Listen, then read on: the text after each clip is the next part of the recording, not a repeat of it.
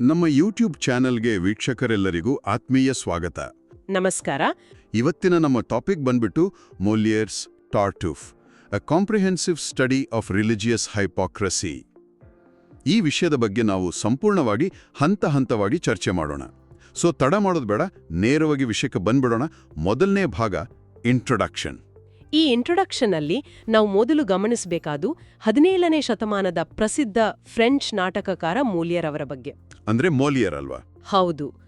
ಅವರು ಬರೆದ ಅತ್ಯಂತ ಶ್ರೇಷ್ಠ ವಿಡಂಬನಾತ್ಮಕ ಹಾಸ್ಯನಾಟಕನೇ ಈ ಟಾರ್ಟುಫ್. ಇದನ್ನ ಸೆಟಾರಿಕಲ್ ಕಾಮಿಡಿ ಅಂತ ಕರೀತಾರೆ. ಓಹೋ, ಸೆಟೈರಿಕಲ್ ಕಾಮಿಡಿ. ಇದು ಯಾವ ಇಸ್ವಿಯಲ್ಲಿ ಬಂದಿದ್ದು? ಇದು ಮೊದಲ ಬಾರಿಗೆ 1664ರಲ್ಲಿ ಪ್ರದರ್ಶನಗೊಂಡಿತು. ಅಷ್ಟೇ ಅಲ್ಲ, ಇದು ಸಮಾಜದಲ್ಲಿದ್ದ ಧಾರ್ಮಿಕ ಬೂಟಾಟಿಕೆಯನ್ನ ಅಂದ್ರೆ ರಿಲಿಜಿಯಸ್ ಹಿಪೋಕ್ರಸಿಯನ್ನ ಟೀಕಿಸಿದ್ರಿಂದ ದೊಡ್ಡ ವಿವಾದವನ್ನೇ ಸೃಷ್ಟಿ ಮಾಡಿತು. ಅರೆ, 1664ರಲ್ಲಿ ಇಷ್ಟೊಂದು ವಿವಾದ ಆಗಿತ್ತಾ? ಖಂಡಿತ. ಯಾಕಂದ್ರೆ ಕಿಂಗ್ ಲೂಯಿಸ್ 14 ಆಳ್ವಿಕೆಯಲ್ಲಿದ್ದ ಫ್ರೆಂಚ್ ಕ್ಲಾಸಿಸಿಸಂ ಕಾಲಘಟ್ಟದಲ್ಲಿ ಇದನ್ನು ಬರೆಯಲಾಗಿತ್ತು. ಆಗಿನ ಕಾಲದಲ್ಲಿ ಧರ್ಮದ ಬಗ್ಗೆ ಮಾತಾಡೋದು ಅಷ್ಟು ಸುಲಭ ಇರಲಿಲ್ಲ. ನಿಜ. ಧಾರ್ಮಿಕ ಮತ್ತು ನೈತಿಕ ವ್ಯಕ್ತಿಗಳಂತೆ ನಟಿಸುವ, ಆದರೆ ವಾಸ್ತವದಲ್ಲಿ ಸ್ವಾರ್ಥಿ, ದುರಾಸೆಯ ಮತ್ತು ಅನೈತಿಕವಾಗಿರುವ ಜನರನ್ನ ಈ ನಾಟಕ ಸಂಪೂರ್ಣವಾಗಿ ಬಯಲಿಗೆಳೆಯುತ್ತದೆ. ಅಂದ್ರೆ ಈಗಿನ ಕಾಲದಲ್ಲಿ ನಾವು ನ್ಯೂಸ್ ಚಾನೆಲ್ಗಳಲ್ಲಿ ನೋಡ್ತೀವಲ್ವಾ, ಈ ನಕಲಿ ಸ್ವಾಮೀಜಿಗಳು ಪೂಜರ ಮುಖವಾಡ ಹಾಕೊಂಡು ಜನರಿಗೆ ಮೋಸ ಮಾಡ್ತಾರೆ. ಹೌದು. ನಿಖರವಾಗಿ ಅದೇ ತರಹ ಹಾಸ್ಯ ಮತ್ತು ಚುರುಕಾದ ಸಂಭಾಷಣೆಗಳ ಮೂಲಕ ಕುರುಡು ನಂಬಿಕೆ ಮತ್ತು ಇಂತಹ ಬೂಟಾಟಿಕೆಯವರನ್ನು ನಂಬುವುದರ ಅಪಾಯಗಳನ್ನ ಮೋಲಿಯರ್ ಟೀಚಿಸ್ತಾರೆ. ಪರೀಕ್ಷೆಯಲ್ಲಿ ನಾಟಕದ ಐತಿಹಾಸಿಕ ಹಿನ್ನೆಲೆ ಕೇಳಿದ್ರೆ ವಿದ್ಯಾರ್ಥಿಗಳು ಈ ಪಾಯಿಂಟ್ಸ್ ಎಲ್ಲ ಬರೀಲೇಬೇಕು ಅಲ್ವಾ? ಖಂಡಿತ ಬರಿಬೇಕು. ಇಲ್ಲಿ ಕೇಂದ್ರ ಪಾತ್ರವಾದ ಟಾರ್ಟುಫ್ ಒಂದು ಶ್ರೀಮಂತ ಕುಟುಂಬವನ್ನ ಅಂದ್ರೆ ಆರ್ಗನ್ ಅನ್ನ ಕುಟುಂಬವನ್ನ ವಂಚಿಸಲು ಪವಿತ್ರ ವ್ಯಕ್ತಿಯಂತೆ ನಟಿಸ್ತಾನೆ. ಆ ಆರ್ಗನ್ ಅನ್ನೋನು ಆ ಮನೆಯ ಮುಖ್ಯಸ್ಥ ಅಲ್ವಾ? ಹೌದು. ಆ ಆರ್ಗನ್ ಟಾರ್ಟುಫ್ಗೆ ಸಂಪೂರ್ಣವಾಗಿ ಶರಣಾಗ್ತಾನೆ. ತನ್ನ ಸ್ವಂತ ಕುಟುಂಬದ ಸದಸ್ಯರ ಎಚ್ಚರಿಕೆಗಳನ್ನೇ ಆತ ನಿರ್ಲಕ್ಷಿಸ್ತಾನೆ. ಎಂಥ ಮೂರ್ಖತನ! ನಿಜ. ಈ ನಾಟಕವು ಕಾರಣ ಮತ್ತು ಮೂರ್ಖತನ ಅಂದ್ರೆ ರೀಸನ್ ಅಂಡ್ ಫೂಲಿಶ್ನೆಸ್, ಸತ್ಯ ಮತ್ತು ವಂಚನೆ ಹಾಗೂ ಹೊರನೋಟ ಮತ್ತು ವಾಸ್ತವದ ನಡುವಿನ ಸಂಘರ್ಷವನ್ನ ಪ್ರಸ್ತುತಪಡಿಸುತ್ತೆ. ಅಂದ್ರೆ ಕೇವಲ ನಗು ಮಾತ್ರ ಅಲ್ಲ, ಇದರಲ್ಲಿ ಸಾಮಾಜಿಕ ಟೀಕೆಯೂ ಇದೆ ಅಂತಾಯ್ತು. ಹೌದು. ಸಾಮಾಜಿಕ ಟೀಕೆಯೊಂದಿಗೆ ಹಾಸ್ಯವನ್ನ ಬೆರೆಸಿರೋದ್ರಿಂದ ಇದು ಮನರಂಜನಾತ್ಮಕ ಹಾಗೂ ಚಿಂತನಶೀಲವಾಗಿದೆ. 17ನೇ ಶತಮಾನದ ಫ್ರಾನ್ಸ್ನ ಸಾಮಾಜಿಕ ಮತ್ತು ಧಾರ್ಮಿಕ ಉದ್ವಿಗ್ನತೆಗಳನ್ನ ಇದು ಪ್ರತಿಬಿಂಬಿಸುತ್ತೆ. ನಾನು ಎಲ್ಲೂ ಓದಿದ್ದೆ ಇದನ್ನ ಬ್ಯಾನ್ ಕೂಡ ಮಾಡಿದ್ರು ಅಂತ. ನಿಜನಾ? ಕರೆಕ್ಟ್. ಸುಳ್ಳು ಧಾರ್ಮಿಕ ನಡವಳಿಕೆಯ ಮೇಲಿನ ದಾಳಿಯಿಂದಾಗಿ ಈ ನಾಟಕವನ್ನ ಕೆಲವು ವರ್ಷಗಳ ಕಾಲ ನಿಷೇಧಿಸಲಾಗಿತ್ತು. ಅಂದ್ರೆ ಬ್ಯಾನ್ ಮಾಡಿದ್ರು? ಹೌದು. ಆದ್ರೆ ಇಂದು ಇದು ವಿಶ್ವ ಸಾಹಿತ್ಯದ ಅತ್ಯುತ್ತಮ ಹಾಸ್ಯ ನಾಟಕಗಳಲ್ಲಿ ಒಂದಾಗಿದೆ. ಆಧುನಿಕ ಸಮಾಜದಲ್ಲೂ ಬೂಟಾಟಿಕೆ ಇರೋದ್ರಿಂದ ಇದು ಇಂದಿಗೂ ಪ್ರಸ್ತುತವಾಗಿದೆ. ಸೂಪರ್. ಇಂಟ್ರೊಡಕ್ಷನ್ ತುಂಬಾ ಕ್ಲಿಯರ್ ಆಗಿ ಅರ್ಥ ಆಯ್ತು. ಈಗ ಮುಂದಿನ ಭಾಗಕ್ಕೆ ಹೋಗೋಣ. Short summary. ಈ ಶಾರ್ಟ್ ಸಮ್ಮರಿಯಲ್ಲಿ ಕಥೆಯ ಎಳೆ ಏನಪ್ಪಾ ಅಂದ್ರೆ, ಶ್ರೀಮಂತ ವ್ಯಕ್ತಿ ಆರ್ಗನ್ ಮತ್ತು ಅವನ ಕುಟುಂಬ ಹೇಗೆ ಕಪಟಿ ಟಾರ್ಟುಫ್ನ ಬಲಿಪಶುಗಳಾಗ್ತಾರೆ ಎಂಬುದೇ ಈ ಕಥೆ. ಟಾರ್ಟುಫ್ ಹೇಗೆ ಆ ಮನೆಗೆ ಎಂಟ್ರಿ ಕೊಡ್ತಾನೆ? ಟಾರ್ಟುಫ್ ಅತ್ಯಂತ ಧಾರ್ಮಿಕ ಮತ್ತು ವಿನಮ್ರ ವ್ಯಕ್ತಿಯಂತೆ ನಟಿಸ್ತಾ ಆರ್ಗನ್ನ ಮನೆಗೆ ಪ್ರವೇಶ ಮಾಡ್ತಾನೆ. ಓಕೆ. ಆರ್ಗನ್ ಅವನನ್ನ ಎಷ್ಟು ಮೆಚ್ಕೊಳ್ತಾನೆ ಅಂದ್ರೆ ತನ್ನ ಹೆಂಡ್ತಿ ಮಕ್ಕಳಿಗಿಂತ ಹೆಚ್ಚಾಗಿ ಅವನನ್ನ ಕುರುಡಾಗಿ ನಂಬ್ತಾನೆ. ಇದೊಂಥರ ಬ್ರೇನ್ ವಾಶ್ ಮಾಡಿದ ಹಾಗೆ. ಆದ್ರೆ ಮನೆಯವ್ರಿಗಿದ್ ಗೊತ್ತಾಗಲ್ವಾ? ಗೊತ್ತಾಗುತ್ತೆ. ಉಳಿದ ಕುಟುಂಬ ಸದಸ್ಯರಿಗೆ ಟಾರ್ಟುಫ್ ಒಬ್ಬ ಅಪ್ರಾಮಾಣಿಕ ಮತ್ತು ಕುತಂತ್ರಿ ಅನ್ನೋದು ಬೇಗನೆ ಅರ್ಥ ಆಗುತ್ತೆ. ಗುಡ್. ಆದ್ರೆ ಟಾರ್ಟುಫ್ ರಹಸ್ಯವಾಗಿ ಆರ್ಗನ್ನ ಪತ್ನಿ ಎಲ್ಮಿರಲ್ನ ಬಯಸುತ್ತಿರ್ತಾನೆ ಮತ್ತು ಆರ್ಗನ್ನ ಆಸ್ತಿಯ ಮೇಲೆ ಹಿಡಿತ ಸಾಧಿಸಲು ಸಂಚು ರೂಪಿಸ್ತಾನೆ. ಅರೆ, ಹೆಂಡತಿ ಮತ್ತು ಆಸ್ತಿ ಎರಡರ ಮೇಲೂ ಕಣ್ಣು. ಎಂಥ ನೀಚ ವ್ಯಕ್ತಿ! ಹೌದು. ಇನ್ನೊಂದು ಕಡೆ ತನ್ನ ಮಗಳು ಮರಿಯಾನ್ನೇ ವ್ಯಾಲೆರನ್ನೋ ಯುವಕನನ್ನ ಪ್ರೀತಿಸುತ್ತಿದ್ರೂ ಆರ್ಗನ್ ಅವಳನ್ನ ಟಾರ್ಟುಫ್ಗೆ ಮದ್ವೆ ಮಾಡಿಕೊಡಲು ನಿರ್ಧರಿಸ್ತಾನೆ. ಇದು ನಿಜಕ್ಕೂ ಆಘಾತಕಾರಿ. ತನ್ನ ಮಗಳನ್ನೇ ಆ ವಂಚಕನಿಗೆ ಕೊಡ್ತಾನಾ? ಹೌದು. ಟಾರ್ಟುಫ್ನ ಅಸಲಿಯತ್ತನ್ನ ಬಯಲು ಮಾಡಲು ಕುಟುಂಬ ಅನೇಕ ಪ್ರಯತ್ನಗಳನ್ನ ಮಾಡುತ್ತೆ, ಆದ್ರೆ ಆರ್ಗನ್ ನಂಬೋದೇ ಇಲ್ಲ. ಆಮೇಲೆ ಏನಾಗುತ್ತೆ? ಆರ್ಗನ್ ಕಣ್ಣು ಹೇಗೆ ತೆರೆಯುತ್ತೆ? ಕೊನೆಗೆ ಆರ್ಗನ್ ಪತ್ನಿ ಎಲ್ಮೀರ್ ಬುದ್ಧಿವಂತಿಕೆಯಿಂದ ಒಂದು ಉಪಾಯ ಮಾಡ್ತಾಳೆ. ಆರ್ಗನ್ನನ್ನ ಮೇಜಿನ ಕೆಳಗೆ ಅಡಗಿಸಿಟ್ಟು ಟಾರ್ಟುಫ್ ಅವಳನ್ನ ಪ್ರಲೋಭಿಸಲು ಅಂದ್ರೆ ಸೆಡ್ಯೂಸ್ ಮಾಡಲು ಪ್ರಯತ್ನಿಸುವ ದೃಶ್ಯವನ್ನ ಆರ್ಗನ್ ಸ್ವತಃ ನೋಡುವಂತೆ ಮಾಡ್ತಾಳೆ. ವಾವ್! ಟೇಬಲ್ ಕೆಳಗಡೆ ಗಂಡ ಮೇಲೆ ಆ ವಂಚಕನ ಆಟ. ಸತ್ಯ ಗೊತ್ತಾದಾಗ ಆರ್ಗನ್ ರಿಯಾಕ್ಷನ್ ಹೇಗಿತ್ತು? ಸತ್ಯ ತಿಳಿದು ಆಘಾತಕ್ಕೊಳಗಾದ ಆರ್ಗನ್ ಟಾರ್ಟುಫ್ಗೆ ಮನೆಯಿಂದ ಹೊರಹೋಗಲು ಆದೇಶಿಸ್ತಾನೆ. ಒಳ್ಳೇದಾಯ್ತು ಬಿಡಿ. ಆದ್ರೆ ಅಲ್ಲಿಗೆ ಕತೆ ಮುಗಿಯಲ್ಲ.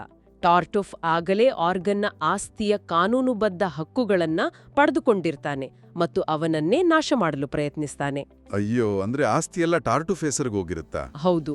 ಆದರೆ ನಾಟಕದ ಕೊನೆಯಲ್ಲಿ ರಾಜನ ಅಧಿಕಾರಿಯೊಬ್ಬ ಬಂದು ಟಾರ್ಟುಫ್ ಒಬ್ಬ ಅಪರಾಧಿ ಎಂದು ಗುರುತಿಸಿ ಅವನನ್ನ ಬಂಧಿಸ್ತಾನೆ. ಓ, ಇದು ದೊಡ್ಡ ಟ್ವಿಸ್ಟ್. ಹೌದು.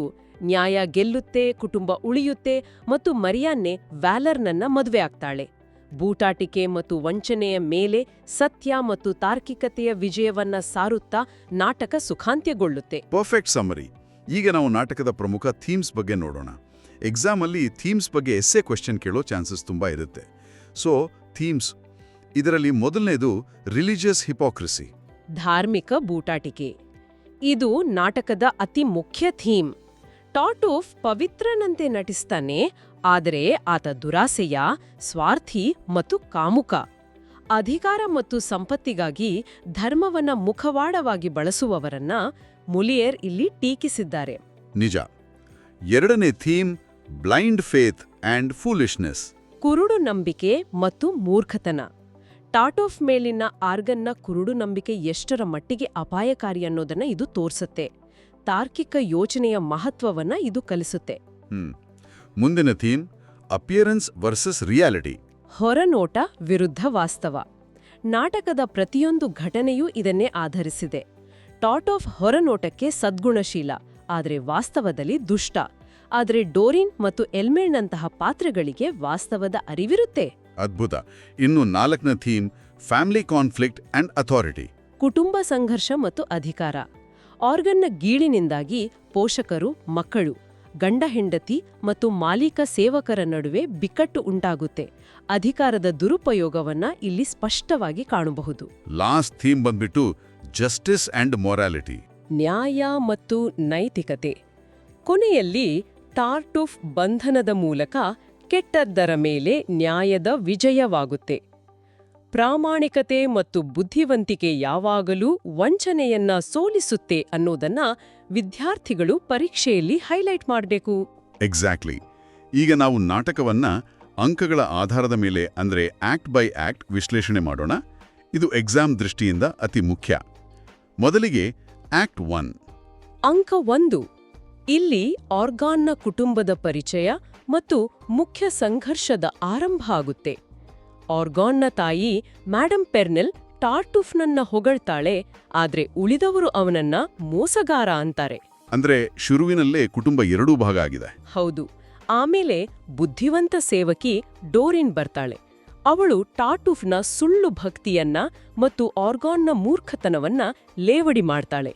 ಈ ಡೋರಿನ್ ಕ್ಯಾರೆಕ್ಟರ್ ತುಂಬಾ ಇಂಟ್ರೆಸ್ಟಿಂಗ್ ಅನ್ಸುತ್ತೆ. ಖಂಡಿತ. ಇನ್ನೊಂದು ಮುಖ್ಯ ಘಟನೆ ಅಂದ್ರೆ ಪ್ರಯಾಣದಿಂದ ಹಿಂದಿರುಗಿದ ಆರ್ಗಾನ್ ತನ್ನ ಅನಾರೋಗ್ಯ ಪೀಡಿತ ಪತ್ನಿ ಎಲ್ಮೀರ್ ಬಗ್ಗೆ ಸ್ವಲ್ಪವೂ ಕಾಳಜಿ ವಹಿಸದೆ ಕೇವಲ ಟಾರ್ಟುಫ್ ಬಗ್ಗೆ ಮಾತ್ರ ವಿಚಾರಿಸ್ತಾನೆ. ಅರೆ, ಹೆಂಡತಿಗೆ ಹುಷಾರಿಲ್ಲ ಅಂದ್ರೂ ಆ ವಂಚಕನ ಬಗ್ಗೆನೇ ಚಿಂತೆನಾ? ಹೌದು.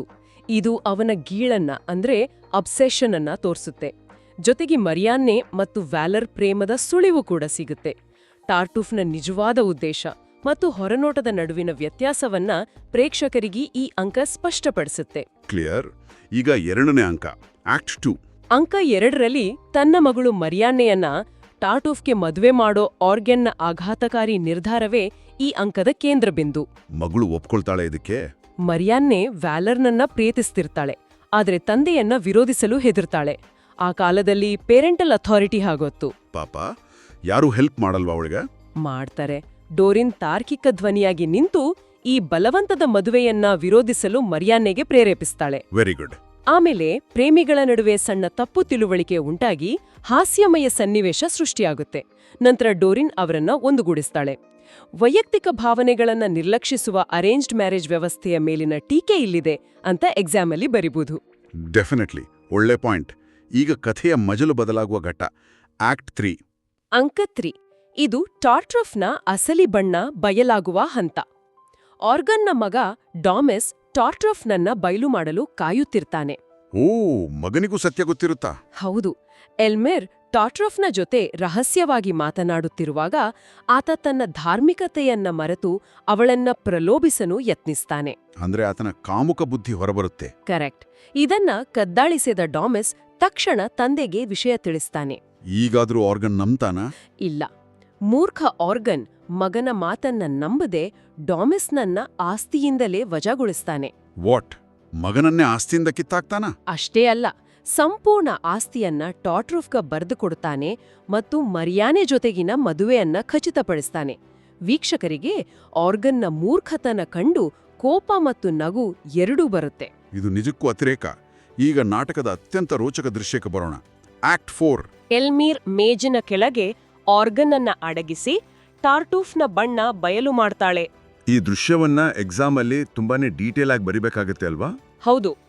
ಟಾರ್ಟೂಫ್ ತನ್ನ ಕೆಟ್ಟ ಉದ್ದೇಶಗಳನ್ನ ಎಲ್ಮೀರ್ ಬಳಿ ಹೇಳ್ಕೊಳ್ಳೋದನ್ನ ಆರ್ಗನ್ ಸ್ವತಃ ಕೇಳ್ಕೊಳ್ತಾನೆ.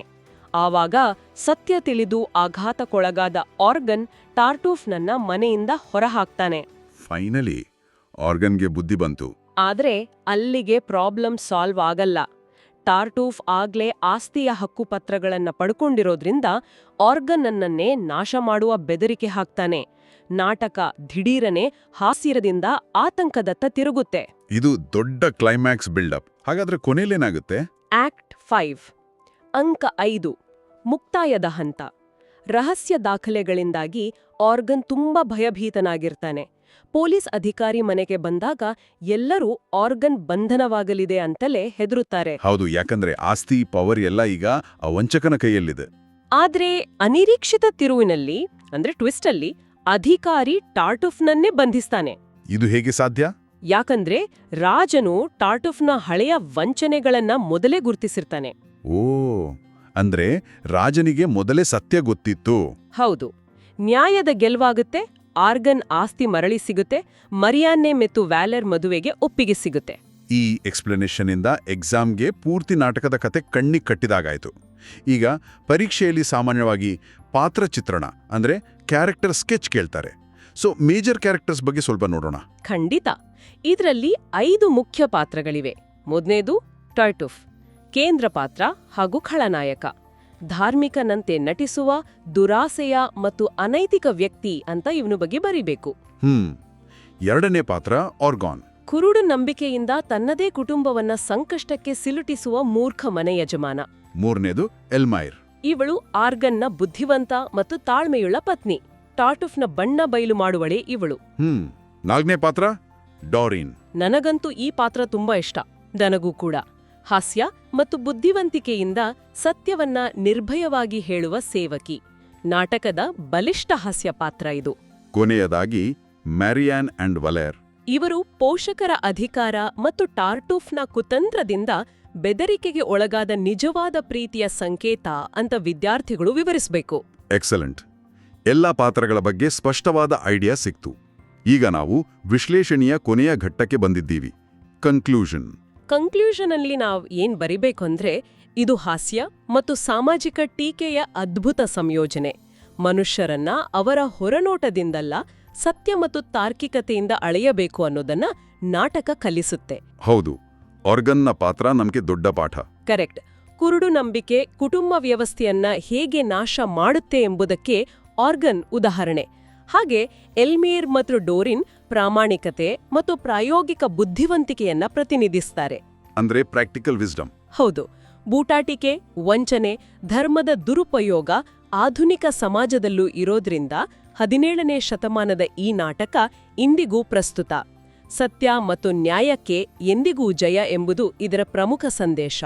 ಇಂದಿನ ಈ ವಿವರವಾದ ಪರೀಕ್ಷಾ ದೃಷ್ಟಿಕೋನದ ವಿಶ್ಲೇಷಣೆ ನಿಮಗೆ ಉಪಯುಕ್ತವಾಗಿದೆ ಅಂತ ಭಾವಿಸ್ತೀವಿ. ಇದು ನಿಮಗೆ ಇಷ್ಟವಾಗಿದ್ರೆ ಮರೆಯದೆ ನಮ್ಮ ಯೂಟ್ಯೂಬ್ ಚಾನೆಲ್ಗೆ ಸಬ್ಸ್ಕ್ರೈಬ್ ಮಾಡಿ. ಮುಂದಿನ ಸಂಚಿಕೆಯಲ್ಲಿ ಭೇಟಿಯಾಗೋಣ. ಅಲ್ಲಿಯವರೆಗೂ ನಮಸ್ಕಾರ. ನಮಸ್ಕಾರ.